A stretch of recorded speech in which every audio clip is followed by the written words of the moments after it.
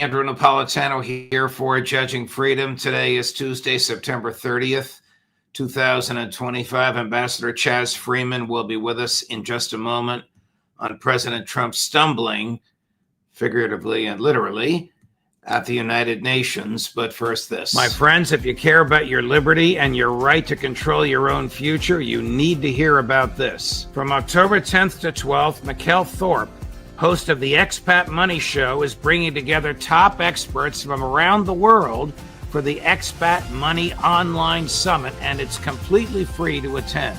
You'll learn how to legally protect your wealth, secure second residences and citizenships, reduce your tax burden, and own property abroad, all to safeguard your freedom.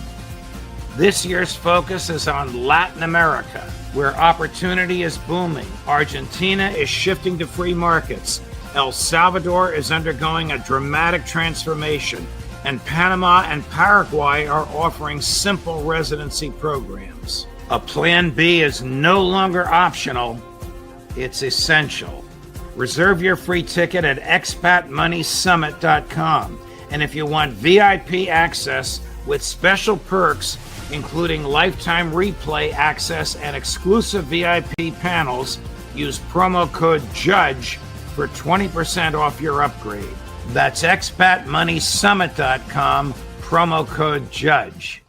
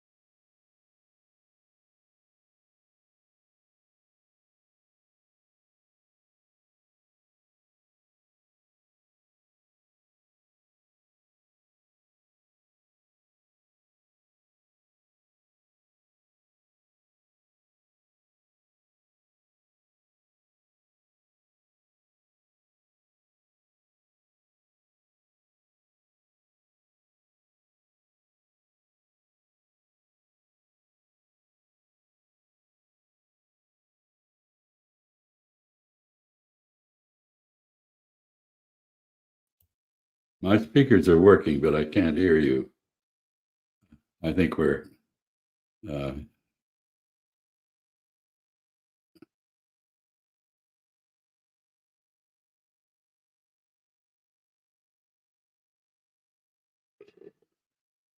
nothing still. Nope.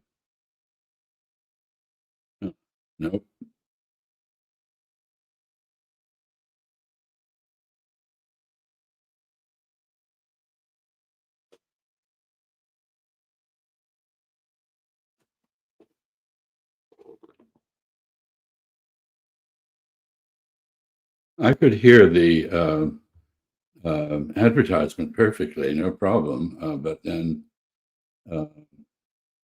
could not hear Judge Napolitano. Okay, can you hear me now, Ambassador? I can, yes. All right. What a delight. I'm sorry about it. Thank you, and apologies, everyone, for the occasional glitch here. As I was attempting to ask you before we get to your take on President Trump at the UN, yesterday he and Prime Minister Netanyahu announced a sort of neo-colonial plan for the dominance of Gaza. Why would Hamas give up its arms and surrender the hostages? Well, I don't think they will. This is another example of the United States and Israel colluding to produce a proposal that has all sorts of false assumptions in it. One assumption is that Hamas has been defeated. It hasn't been. Another assumption is that you can ignore Palestinian nationalism and you can ignore democratic opinion among Palestinians and impose a government on them. Another assumption is that somehow you're going to get Arab states to send troops and pay for the reconstruction of Gaza, which, by the way, they've done before on multiple occasions, but history shows that whatever they build, Israel then destroys. So this satisfies no one. I note that in Israel, Bezalel Smotrich, the ultra-religious Zionist, has rejected the plan outright, saying that it will end in tears. I don't think we've heard from Hamas. I think people in the Arab world are very eager to please the United States. They respect our power, if not our wisdom. But I don't think this is going to fly. And what role would Tony Blair have? Would he be sort of the colonial, under this scheme, the colonial governor of Hamas, doing whatever Israel and the United States want? Well, that's been his historic role, yes. So why not?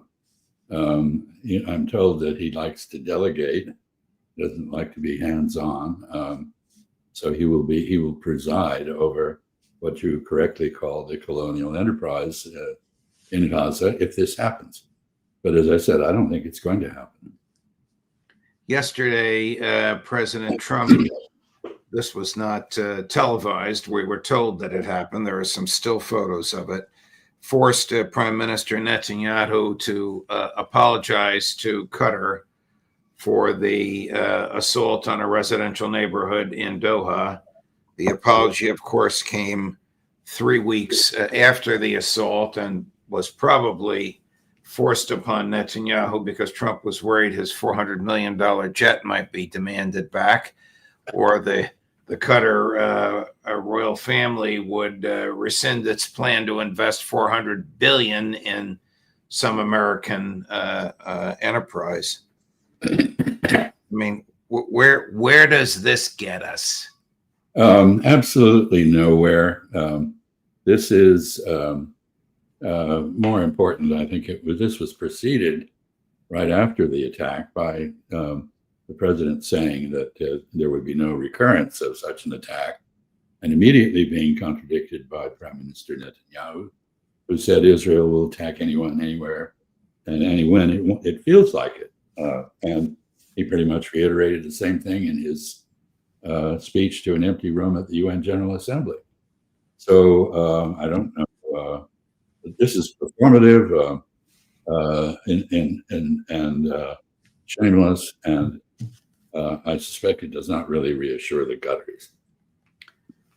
Netanyahu at the UN was cold, indifferent, demanding, threatening, offering no empathy, sympathy, or understanding when he addressed this audience, which was literally empty, but for Israeli officials and embassy employees.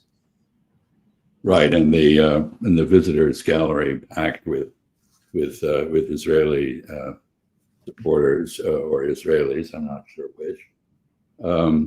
But no, that speech was in every sense an indication of the extraordinary isolation that Israel has achieved for itself internationally.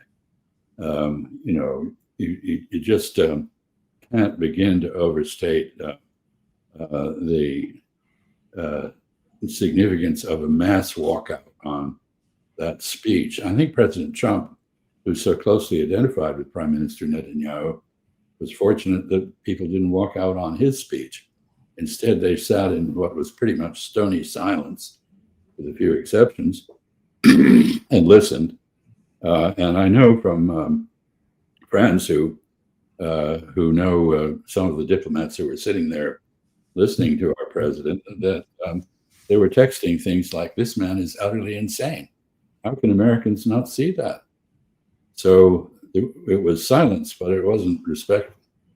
Here's Netanyahu at his worst, articulating the myths he has been perpetrating about October 7th, every single one of which has been debunked by Western and Israeli sources. Chris? They beheaded men. They raped women. They burnt babies alive. They burnt babies alive in front of their parents. What monsters. And these monsters took more than 250 people hostage. And those included Holocaust survivors, grandmothers and their grandchildren. Who takes hostage grandmothers and grandchildren? Hamas does. So far, we've brought home 207 of these hostages, but 48 still remain in the dungeons of Gaza. This was an outdoor rave, R-A-V-E concert. It's hard to believe that there were grandmothers. Well, there might have been, and maybe some very sexy elderly women dancing there. But, you know, as you listen to that, the amazing thing is the crimes that he's reciting are all crimes of which the Israeli Defense Forces are guilty. And we're talking about rape. What about sodomy and rape in prisons, Israeli prisons? Talk about taking grandmothers and grandchildren hostage. What do you think Israel's doing on the West Bank and elsewhere? Talking about burning people alive. Israel's done that by bombing tents. We've seen the videos. So this is an amazing effort at perverting the truth and attributing to others what Israel has been doing. I'm not saying, you know, there was no evidence of any of that, of course, but it's possible it happened. We still are living with this incredible set of lies. He went on, by the way, to deny that there was any starvation in Gaza. He said Israel had generously provided food throughout. You know, so I don't think anybody outside Israel, his supporters there, gives this man any credibility at all. The starvation has been well documented by every medical group that has ventured into Gaza and has chosen after they leave to speak about what they have seen. If I may, Judge, you know, there is not a single human rights investigative organization or international body, including the International Court of Justice, the International Criminal Court, the UN Human Rights Commission, that has not concluded that what is going on in there is the deliberate slaughter of people by bombing and sniping and starvation. So this is a genocide. Everyone knows that. Mr. Netanyahu can stand there and talk to an empty room and deny it. But it's empty because everybody is tired of his lies. And the American taxpayers paid for every bullet that enters the brain of Palestinian babies, fired by Israeli reservists, many of whom are terrified of being there. What is Netanyahu doing to Israeli society? Well, you know, you can talk about what he's doing to Israeli society, which is shredding any vestige of unity, causing people to emigrate, people to lose hope in the future of the Zionist state of Israel, dividing people, caving into religious zealots who are essentially fascistic in their thinking. All of these are terrible things, which a few very brave and very articulate Israelis constantly denounce to no effect. But I'm really more concerned about the impact on our country. We are in lockstep with Israel. We have gone from enabling Israeli crimes against humanity to actually participating in them. So not only have we supported the horrors that have been committed since October 7th, actually, we enabled the horrors that happened before October 7th. When the Palestinians burst out of Gaza, people should have said, well, you know, what were the Israelis doing to them before they burst out? And the answer is, quote, mowing the grass. In other words, periodically bombing, strafing, sniping, murdering people who might be an effective opposition to in a concentration camp. So, you know, this didn't start yesterday. 95% of casualties over the course of the Israeli occupation of the West Bank and Gaza have been Palestinian, not Israeli. So we talk about terrorism. If the shoe fits, Israel should wear it. What is your view of the reception of the murderer al-Jawlani at the UN? Well, it's an extraordinary event, really, because this is a man who had a bounty on his head not so long ago. He's been beatified by the West, the United States and Great Britain primarily. I don't think he has, in fact, achieved sainthood. In fact, what's going on in Syria is pretty ugly. He is either not in control or he is complicit in his followers' murders of Alawites and Druze and other Christian minority as well. This is not a subtle situation. He is a protege of ours, of Israel's, of Turkey's. He is now abjectly dealing with Israel to no avail because the Israelis are expanding the land that they're taking in Syria and conducting raids all over the place, backing Druze separatists, backing Kurdish separatists. And yet he's really, he's on the payroll, evidently. So he got a fine reception in New York. I think there were two elements to it. One was realism. He is in charge, sort of, at least in Damascus. And we should deal with people who are in charge, not pretend, as we do in Venezuela, that they're not. And second, we have had a media blitz, wiping out all of his past behavior. Maybe he has, in fact, repented of his sins and is now on a different course. But what's happening in Syria isn't very firm evidence of that. Here's General Petraeus kissing al-Jawlani's ring, Chris, number 24. As you know, Mr. President, I spent over 37 years in the U.S. Army, and I was a soldier, not a diplomat. So I hope you'll forgive me if I speak with the directness of the old soldier that I am as I get the first question out of the way. Because the fact is that we were on different sides when I was commanding the surge in Iraq. You were, of course, detained by U.S. forces for some 5 years, including, again, when I was the 4-star there. And here you are now as the president of Syria. I just want you to tell you, really on behalf of all the people who are here, that this conversation has truly filled me with enormous hope. It has been very, very heartening and illuminating. Your vision is powerful and clear. Your demeanor itself is very impressive as well. How are you holding up under all this pressure? Are you getting enough sleep at night? Again, I've been there, and it is so very, very hard.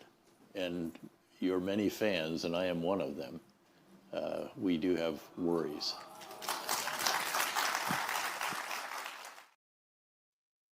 Wasn't that disgusting? Well, David Petraeus, is a talented general, but among his talents are political smarminess. What you just saw was a prime example of that. This is part of the campaign to prop up Shara al-Jawlani. Yes, I mean, I didn't enjoy watching that. What's the status of Hezbollah these days? Nasrallah's been dead for about a year, and at least on the public stage, they've been rather quiet. Yeah, they are quiet. They have been rebuilding their strength. They were badly hurt by the various Israeli assaults on them and weakened. But they do represent the majority of opinion in Lebanon, apparently. And the effort to disarm them is going nowhere. Basically disarming them, given the weaknesses and unreliability of the Lebanese army would leave Lebanon with no defense against Israel, which is, of course, the objective that we are pursuing in cooperation with Israel. They're not beaten. They're there. They are still resistant. They still have backing from Iran, even if it is the supply lines are now difficult. But the main strength that they have is popular support. Wow. Ambassador Freeman, thank you very much. Sorry for the audio problems at the outset, but we recovered nicely, and you were very patient, as always. And it's a joy to be able to chat with you. We'll look forward to seeing you next week. Great. Thank you. And coming up later today at 2 o'clock this afternoon, Aaron Mate, and at 3 o'clock, Colonel Karen Kwiatkowski. Judge Napolitano for Judging Freedom.